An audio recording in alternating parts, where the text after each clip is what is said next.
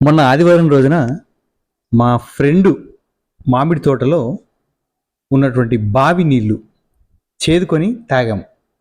తీయగా, కమ్మగా, చల్లగా, ఆహా! ఎంత బాగున్నాయో. ఈ అంశాన్ని తీసుకొని కార్టూన్ వేద్దాము అనుకున్నాను. ఇప్పటికి కుదిరింది. ఇక్కడ 2 పక్షులు ఒక తొట్టిలో పోసి ఉన్న నీటిని తాగుతున్నాయి. అది ఆరుబయట ఎక్కడో పెట్టినటువంటి ఈ పక్షుల కోసం పెట్టినటువంటి నీటి తొట్టె.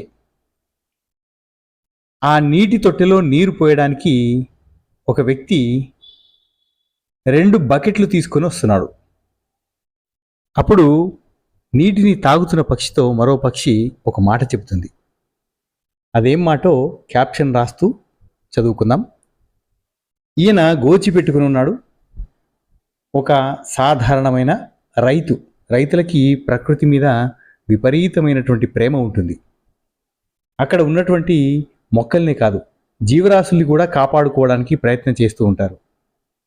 ఆయన అక్కడ దగ్గరలో ఉన్నటువంటి బావిలో నీళ్లు చేదుకొని ఆ 2 బకెట్లలో నింపుకొని ఆ తొట్టెల్లో నింపుతున్నాడు.